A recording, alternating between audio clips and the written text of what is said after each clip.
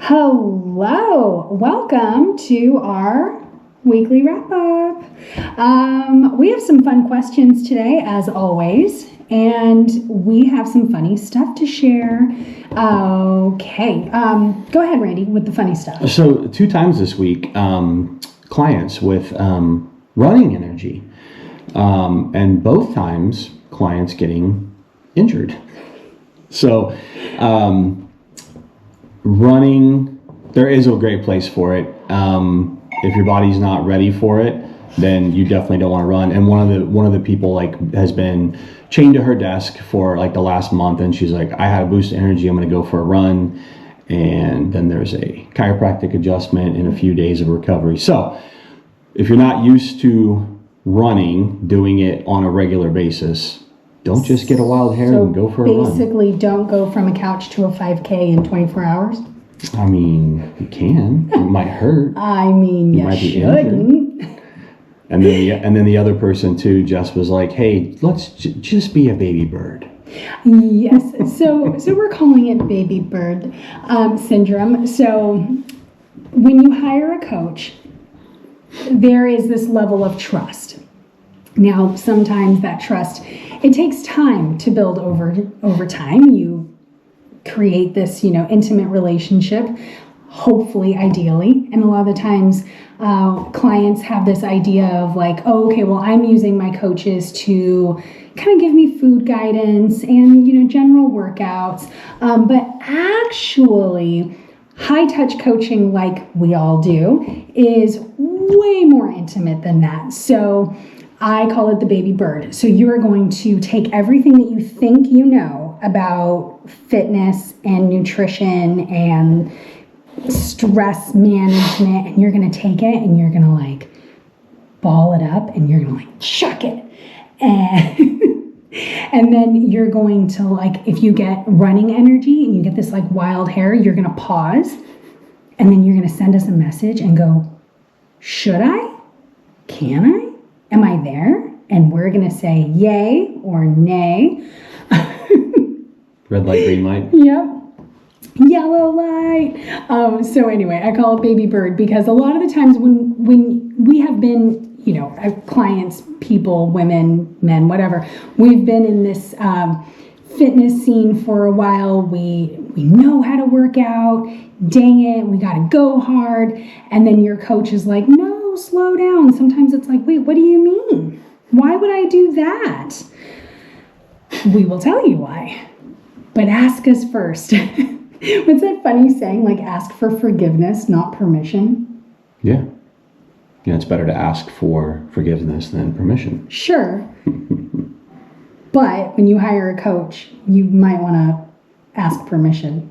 Yeah, it just goes. But most people have never worked with a coach, and especially in a very intimate setting. Yeah, for sure. Okay, so be a baby bird. Oh, yeah. I have another funny one. I have a client who normally if she decides, or if she goes rogue, if life stress gets in the way and she tends to retreat, we have a new funny emoji that she'll send me. It's a raccoon, because her tendency is to go raccoon, and she'll just raccoon her pantry for little snackies. Yep. And so she'll send me a raccoon and I'll send her a garbage can, and then it's bam, that's how we know we have to get on the phone. Yep. Don't be a raccoon. Don't be a raccoon. Don't go scavenging. Okay, so that was funny. So That's raccooning. super funny. Yeah, we go raccooning.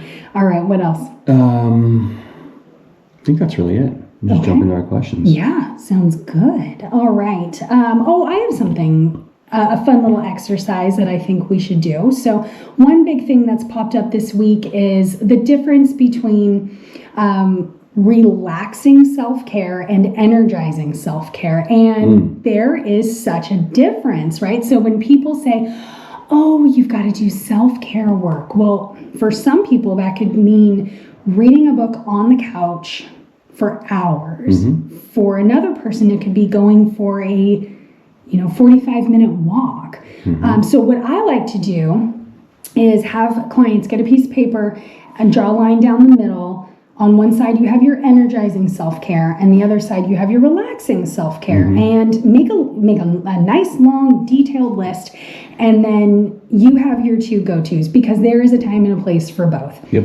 And if it's the middle of the day and you feel like you need to fill your cup with some form of self-care, but reading on the couch for 2 hours isn't really going to move you towards your fat loss goal, but going for a walk will, then I'm going to encourage you to go do that one, right? Yep. If it's 9 o'clock at night, am I going to encourage you to go for a walk?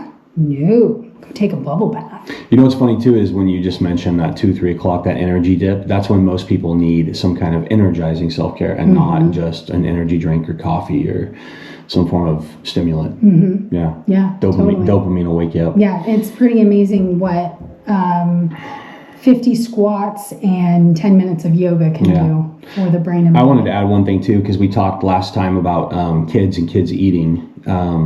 And thank you. There was some good comments about that. People saying thank you, and it is hard. Same thing with kids and mood and attitude adjustments. We were talking to our neighbor last night, and I was just saying, hey, if you ever hear some screaming, yelling, it might be my kids running up and down the street and then coming and doing some jumping jacks back and forth to correct the attitude. It works a lot better than screaming, yelling, slamming doors, right? Keeps us. Speaking of running energy. Yeah.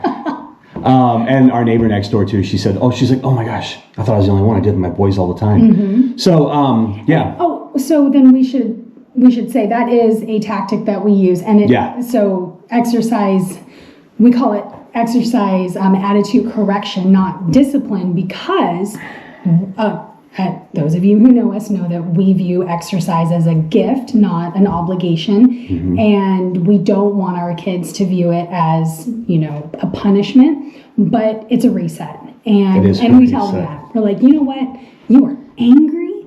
You need to go 20 burpees right now, and then we will have a little chit. And here's a funny story.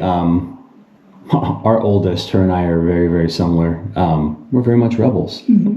So, and her and I can really butt heads. So we started this when we were still in Montana. Our house, the yard was the size of a park. And we need the attitude adjustment. For the first 2 to 3 laps, and I would always tell Justin, don't come outside, everything will be fine. There'd be more screaming and yelling and snotting and crying and just angry. By laps 5, very much calming down. Always by lap 7, she's stopping and giving Dad a hug and saying sorry every single time. There's a lot of scientific reasons, right? We're getting out energy. Most people, when we have a good workout, you never feel worse than after a workout, right?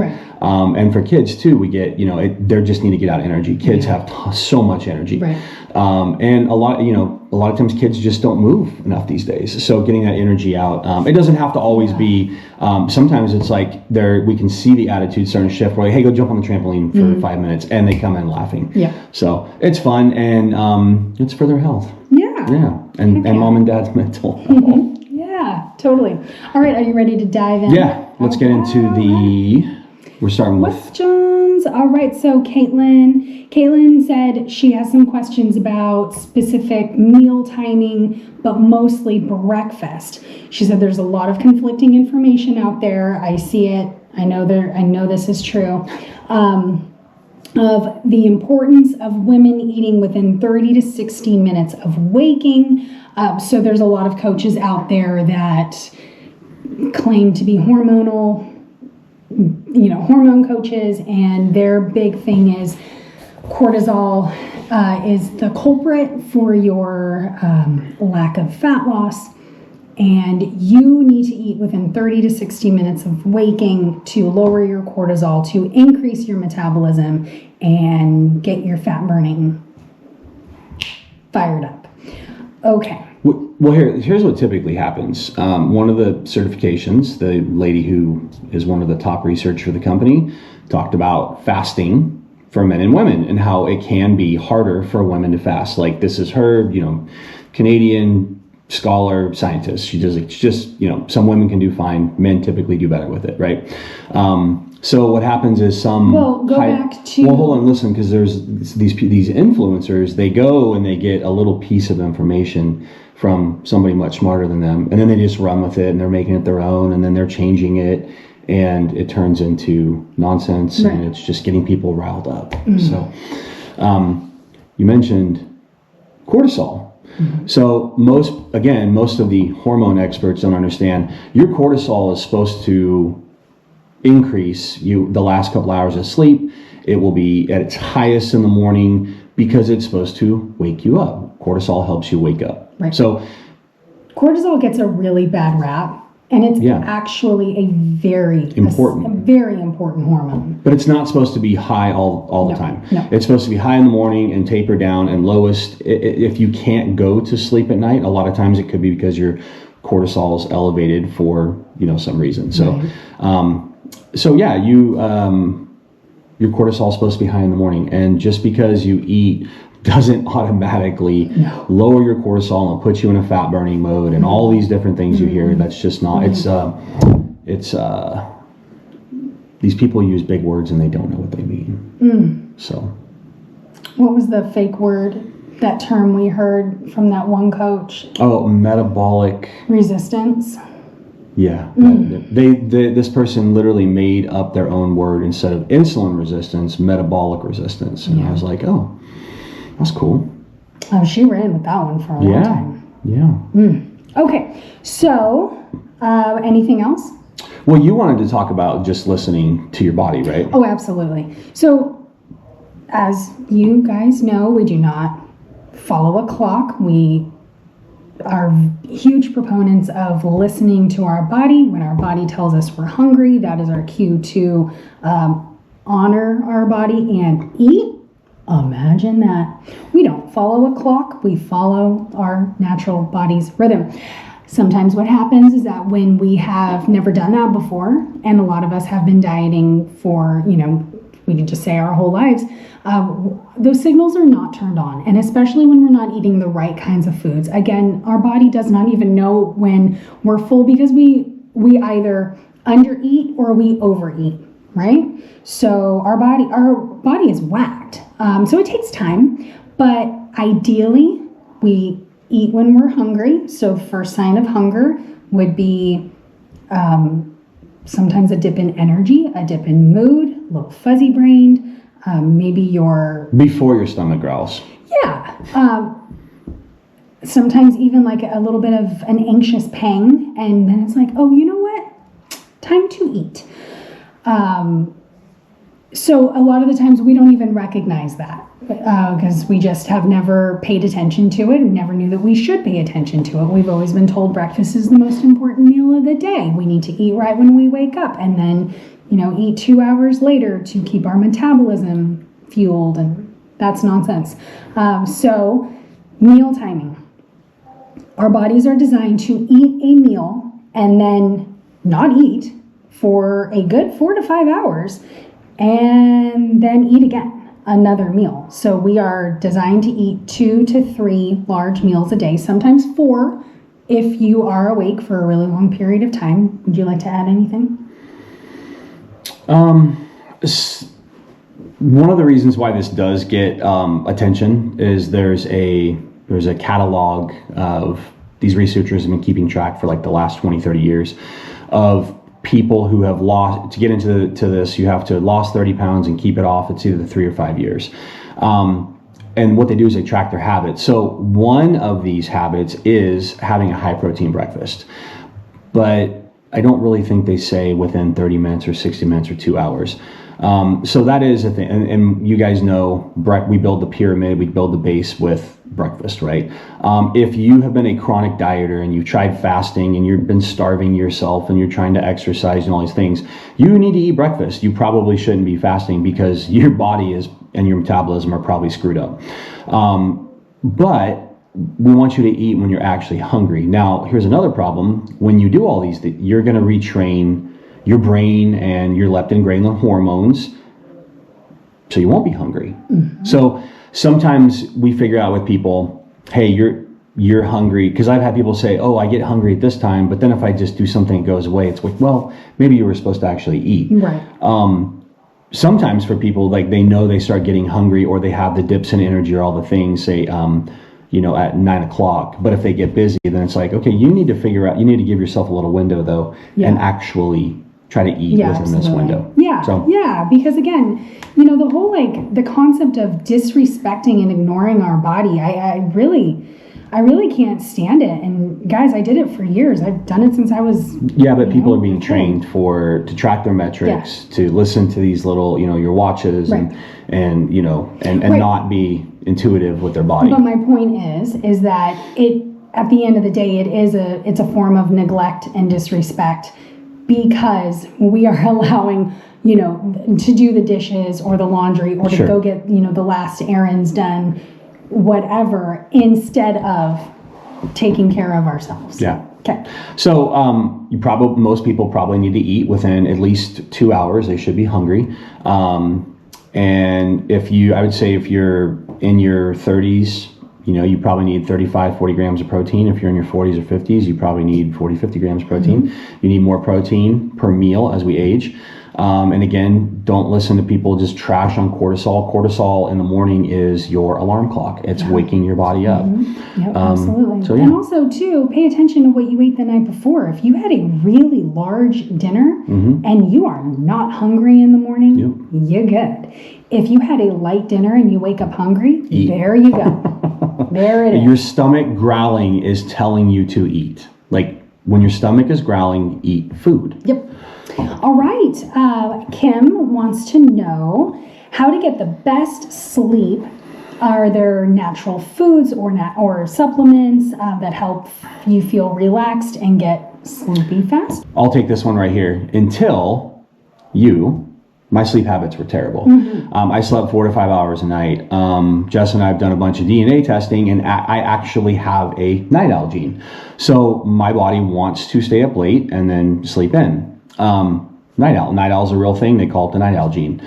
So it's taken me a very long time to try to get normal sleep. I try to be asleep, I'm in bed by 10ish and then hopefully sleep by 10:30. If I go like 3 days, this time change, which I hate, going to bed a little bit later, then all of a sudden my body's trying to keep me awake until, in the 11 o'clock hour. So what you're doing the 1 hour leading up to bed, keep things calm, keep the lights low.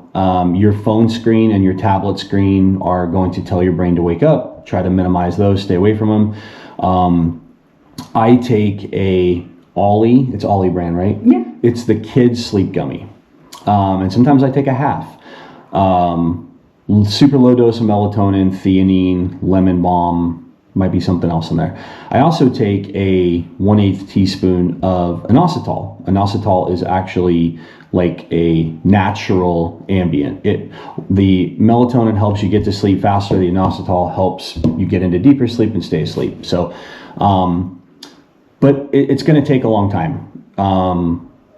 Sometimes it's starting with just trying to go to bed 10 minutes earlier, 15 minutes earlier for a week or 2 weeks, and just trying to build a habit. So, and nighttime routines are really important huge. Too. So sleep hygiene. Yes. And people think it sounds so silly. Right, but no, it's true. You want to sleep in a dark, quiet room, cooler temperatures. Yep. 62 to 67 degrees is ideal sleeping temperature. Yes. Things that help you feel sleepy faster, lighting candles. Yeah, candles. So and the flicker of the flame, whether from a fireplace or a candle, it actually helps lower your stress levels. Blackout. So one of the best bangs for your buck, where we just worked with Corey on this one, get blackout curtains, blackout shades, something to black out your room. It is the cheapest thing you can do, lowest barrier to entry to get better sleep. If you have a noisy neighborhood, then a sound machine would work wonderfully. They're not just for kids. Let's see, what else? You also created a PDF, didn't you? Yeah. A sleep one, so maybe we can link it. We can. Okay. All right. Chamomile tea. Those are all great things. You're writing it down? Sleep PDF. Sleep PDF. All right. And if anybody wants to hit the little Google machine, just look up Kirk Parsley and sleep. Great doctor. He's done. Fantastic sleep expert. He's one of the foremost sleep experts. Yep. Yeah. Yes, we love him. Okay. Jenny? Nitrates. This one. How are they harmful? harmful and in what quantities? So here's a lot of the studies on nitrates and nitrites, processed meats versus unprocessed meats. There's very conflicting information. Some people say they don't really matter. The problem with these studies is because if you go eat a McDonald's Happy Meal, a Big Mac with the bun and the fries, they say that's processed meat. It's not. If you take somebody on a pure carnivore diet that just eats, meat and chicken, beef, eggs, they don't really study those people. Right. So, but and the studies they have done is they've linked stomach cancer and I think intestinal cancer, but it's in lab animals. So, some people though, they do notice, like if you eat processed meats, which have nitrates, you might get a headache. That's a sign of like you're sensitive to them. So you do see celery salt, right? Bacon, you'll see bacon. If it's uncured, it's celery salt, but there's tons and tons and tons of nitrates and nitrites in vegetables. So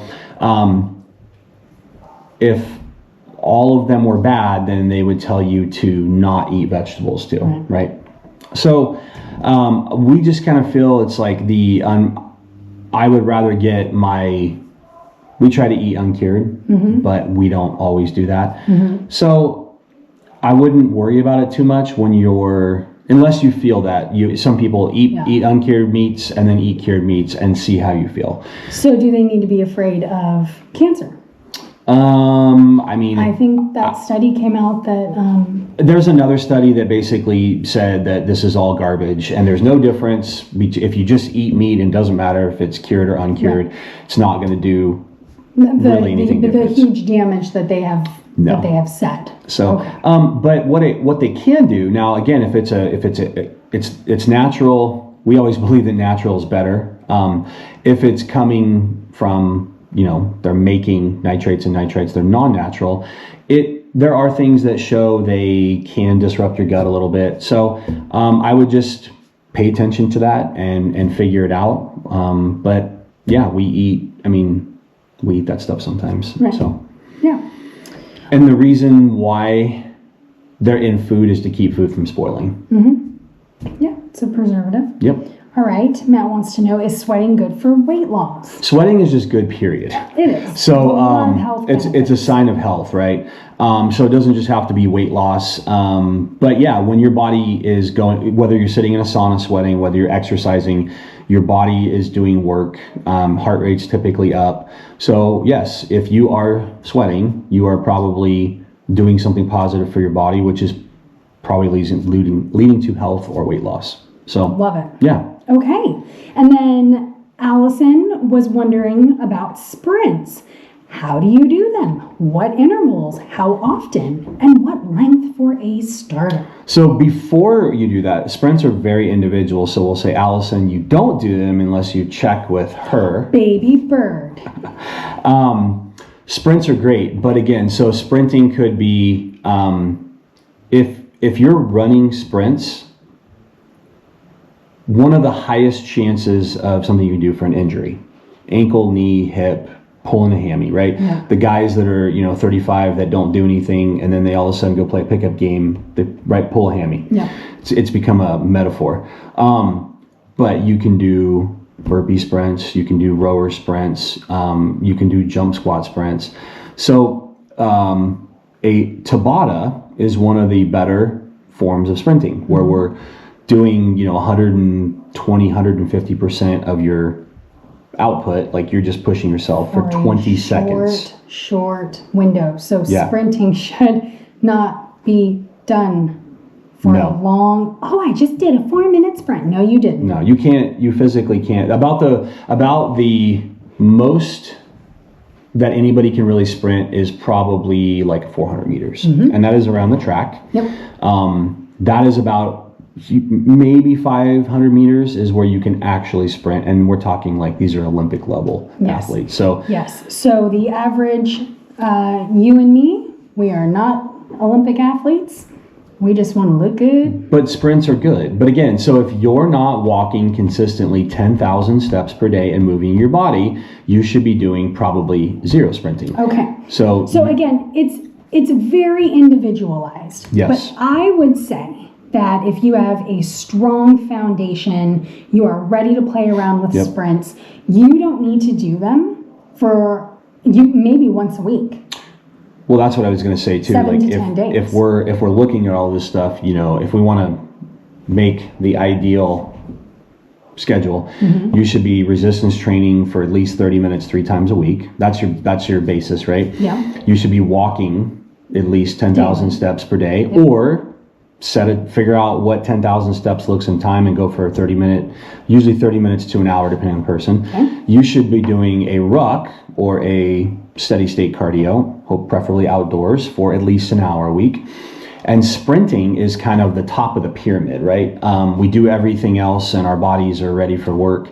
That can be just one, and it doesn't have to be a sprint. It can even be a very a HIIT workout, 15 minutes worth of sprint-like movement. So 1 to 2 times a week, for 5 to 15 minutes. Or if we are just talking about sprinting, because that's what we're talking about. Well, sprinting is interval training. Yes, but we'll say no more than 5 minutes. Depending on your level, it's all individual. So a Tabata, if you want to sprint, do a Tabata. Yes. What is that? You want to tell What us? is a Tabata? Just go baby bird it. Just go ask us. No. So a Tabata is a total of 4 minutes, 20 seconds of work at maximum capacity with a 10-second rest. That does not mean you're dancing for 10 seconds. Yes, I've seen it. It means you're breathing for 10 seconds, getting ready to do 20 seconds of work again for a total of 4 minutes. Yep. There is no reason to do an hour of Tabata. Well, no, the CrossFit world came up with... Looking at you, Tabata boot campers. Well, Tabata boot camp, but the CrossFit world came up with 20 minutes worth of Tabata workouts. So sprinting is so good. And if you do 1 round of Tabata when done properly... Why? There is something so beautiful, something so perfect. Why do they go and just hijack it? Because they're not intelligent people. It's like, sprinting is great. Let's do it for an hour. Well, it's because lack of intelligence, and then we have the other people out there that are literally trying to become, the term used to be thought leaders, and now I just call them cult leaders because they're trying to do the same thing. Okay. All right. So sprinting is great. So in conclusion, sprinting is fantastic. Do a Tabata. But again, check with us because Baby Bird. We will get it programmed for you correctly. But yeah, if you are at that ability, but again too, maybe you can't work past 100% of your max capacity. Yep, but maybe we got to get you to do some sprinting at 60 or 80. Absolutely. What I was going to say is... Well, 100 for you is not 100 for me. Correct. It's different for everybody else. Yep. When we had our studio and my lovely high performers, when I really showed them what Tabata was like, every single one of them had to lay down on the ground. Yeah, I was going to say, if you do it right, you are tapped out at 4 minutes. Yeah. You're laying on the ground. You're done. You're toast. You don't want to do anything else. If you have access to a rower, go try to row 500 meters in 2 minutes or less. Everybody's like, oh, that's easy. Yeah. No, it's not, unless you've been doing that. So. All right. I think that's all we got. That's it. Go team. All right. Everybody. Happy weekend. We made it. Another week down. Bye. Bye.